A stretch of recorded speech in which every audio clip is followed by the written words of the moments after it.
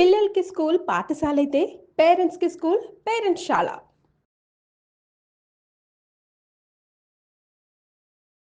వాగర్థావివ సంపృక్తౌ వాగర్థ ప్రతిపత్తయే జగతః పితరౌ వందే Parvati పరమేశ్వరౌ.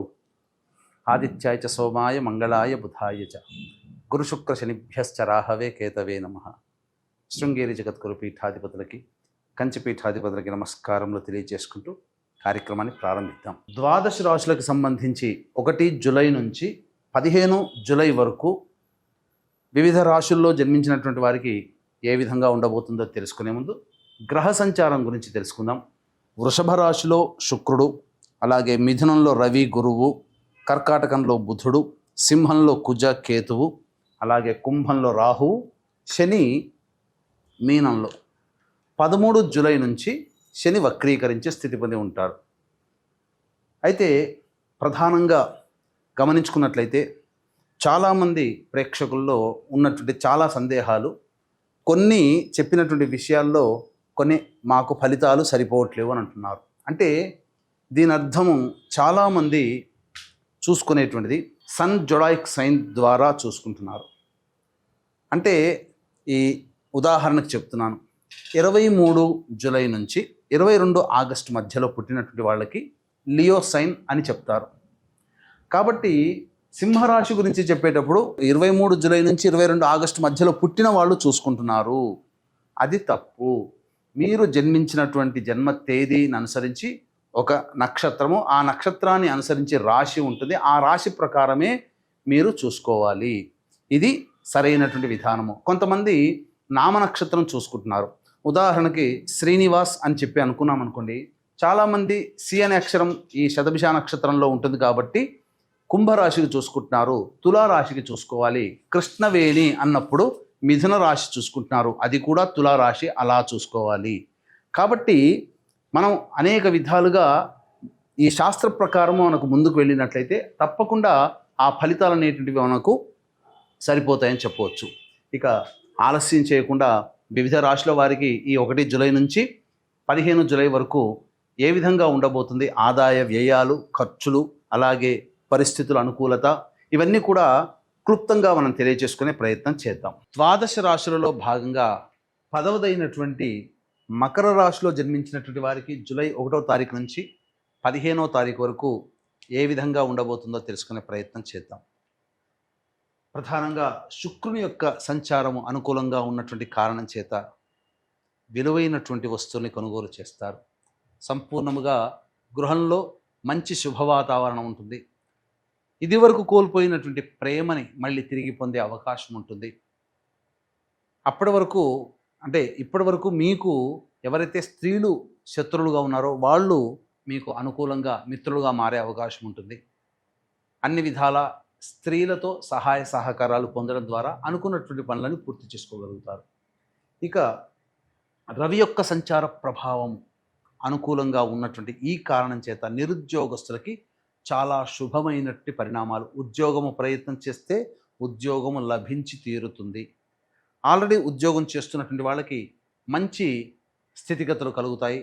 Increments కానీ ప్రోత్సాహకాలు కానీ కలగడం ద్వారా మంచి స్థితిలో ఉంటారు. ఉద్యోగ భద్రత మీకుంటుంది. గురు సంచారము అనుకూలంగా లేని ఈ కారణం చేత ప్రధానంగా ధనాన్ని నష్టపోవాల్సినటువంటి పరిస్థితి, సంతానం మూలకంగా ఖర్చుల సమస్యలు పెరుగుతాయి. అలాగే పిత్రార్జితము లేదా స్వార్జితము నష్టపోయే అవకాశం ఉంటుంది. కాబట్టి పెట్టుబడులు ఏ విధంగా పెట్టకపోవడమే చాలా మేలనేటువంటి విషయాన్ని గమనించుకోవాలి. అలాగే బుధగ్రహ సంచారము కూడా అనుకూలంగా లేదు. ఈ కారణం చేత అనవసరంగా జీవిత భాగస్వామి మీద కానీ వ్యాపార భాగస్వామి మీద కానీ నోరు పారేసుకునే అవకాశాలు ఉంటాయి. వారి వలన ఖర్చులు కూడా అధికంగానే ఉంటాయి. లేదా వాళ్ళు తీసుకున్న నిర్ణయాలు కలిసి రాకపోవడం వల్ల కొన్ని ఇబ్బందికర పరిస్థితులు. తర్వాత బుధుడు కూడా అనుకూలంగా లేనటువంటి కారణం. ఇక అష్టమ కుజ సంచారము, కేతు సంచార ప్రభావము, ఇది కొంత ప్రతికూలమైనటువంటి ఫలితము. అనారోగ్య సూచనలు తెచ్చిపెట్టే అవకాశం ఉంటుంది. కాబట్టి జాగ్రత్తలు పాటించండి. ముఖ్యంగా జ్వరముతో ఇబ్బంది పడే అవకాశాలు ఎక్కువగా ఉన్నాయి. మెడ సంబంధమైనటువంటి నరములతో కాస్త సర్వికల్ ప్రాబ్లమ్స్ అని అంటారు, కొంత ఇబ్బందికర పరిస్థితులు ఎదురవుతాయని చెప్పవచ్చు. కాబట్టి జాగ్రత్తలు పాటించండి. ముఖ్యంగా గృహపరమైనటువంటి సమస్యలు పెరుగుతాయి. అనగా వాహనాన్ని నష్టపోవడం కానీ, వాహనాన్ని అమ్మడం కానీ, లేదా గృహాన్ని అమ్మడం కానీ, ఇలా మీది అనుకున్నటువంటిది ఏదైనా ఫిక్స్డ్ అసెట్ ఏదైతే ఉంటుందో అది మిమ్మల్ని వదిలి వెళ్ళే అవకాశాలు ఉంటాయి. కాబట్టి జాగ్రత్తలు పాటించడం, ముఖ్యంగా వాహనాన్ని నడిపేటప్పుడు కూడా జాగ్రత్తగా ఉండాలి. ఇక రాహు సంచార ప్రభావము ప్రధానంగా కొన్ని అనవసరమైనటువంటి వివాదాలు తెచ్చిపెట్టే అవకాశం ఉంటుంది. మీ మాట తీరు వల్లనే ఇబ్బందికర పరిస్థితులు ఉంటాయి. కావున జాగ్రత్తలు పాటించండి. శని ప్రభావము సంపూర్ణంగా యోగాన్ని కలగజేస్తుంది జాతకరీత్యా. కాబట్టి అనుకూలమనే చెప్పవచ్చు. కానీ జూలై 13వ తారీఖు నుంచి శని వక్రీకరించినటువంటి కారణం చేత ఏలిన నాడు శని ప్రభావం పోయింది అనుకున్న వాళ్ళకి మళ్ళీ 13వ తారీఖు నుంచి వక్రీకరించినటువంటి ఫలితం చేత శని భగవాన్ యొక్క ఏలినాడు శని దోషానికి కూడా మీరు గురవుతారు. దీని ప్రభావం మీరు 9వ తారీఖు నుంచి ఎక్స్పెక్ట్ చేయవచ్చు. ఎక్కువ కాలం ఉంటుంది. దాదాపు 5-6 నెలల పాటు కూడా ఈ యొక్క శని ప్రభావం కొంత ఇబ్బందికరంగా ఉంటుంది. కాబట్టి జాగ్రత్తగా ఉండాల్సినటువంటి పరిస్థితి. ఏ తర్వాత చెప్పొచ్చేది ఏమిటంటే, ఒక శుక్రుడు, రవి, శని తప్ప మిగతా గ్రహాలు ఏవి కూడా అనుకూలంగా లేవు.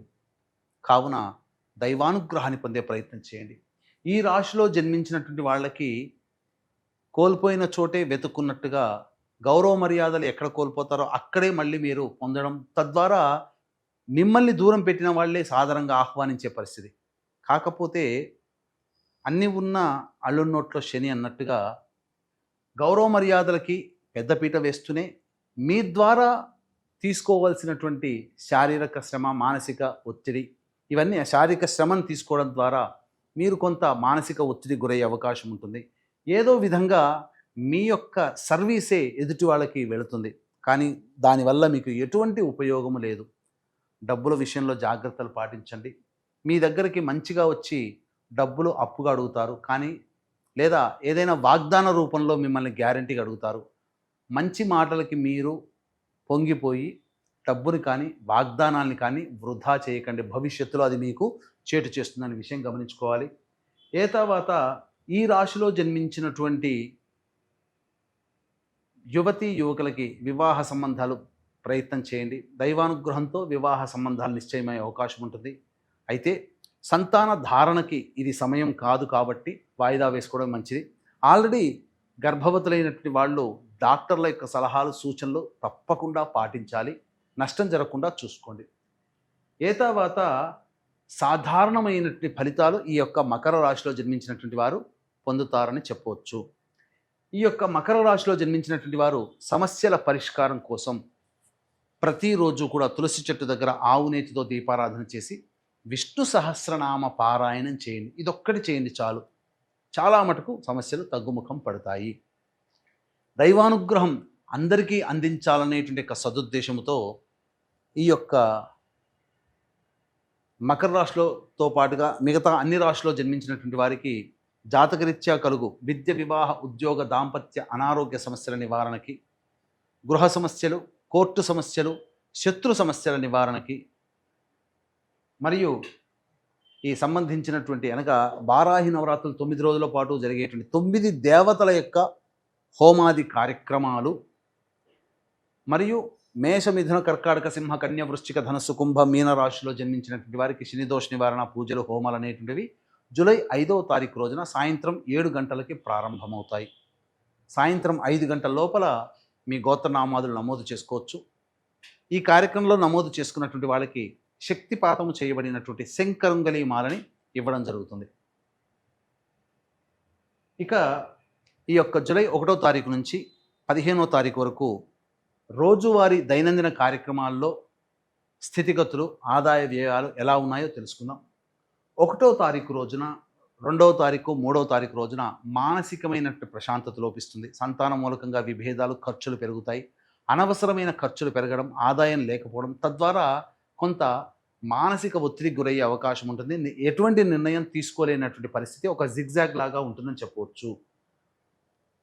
ఇక 4, 5, 6, 7, 8 తేదీలలో జాతకరీత్యా అన్ని వృత్తి, ఉద్యోగ, వ్యాపార రంగాల్లో ఉన్నటువంటి వాళ్ళకి అన్ని విధాలుగా సహాయ సహకారాలు మెరుగవ్వడం, ధనపరమైనటువంటి సమస్యలు తీరడం, ఆదాయం ఎక్కువగా ఉండడం, ఖర్చులు తక్కువగా ఉండడం, లేదా ఖర్చుకు మించిన ఆదాయం లభించడం ద్వారా అన్ని విధాలుగా సమస్యల్ని అధిగమించగలుగుతారు, విందులు వినోదాల్లో సంతోషంగా గడుపుతారు అని చెప్పవచ్చు. 9, 10, 11 తేదీల్లో ప్రశాంతత లోపిస్తుంది. ఏ పని చేయాలన్నా అడ్డంకులు వస్తాయి. సరిగ్గా నిద్ర పట్టదు. సకాలానికి భోజనం చేయలేనటువంటి పరిస్థితి. అనవసరమైన ఖర్చులు పెరుగుతాయి. దూర ప్రాంత ప్రయాణాలు కూడా గోచరమవుతున్నాయని చెప్పవచ్చు.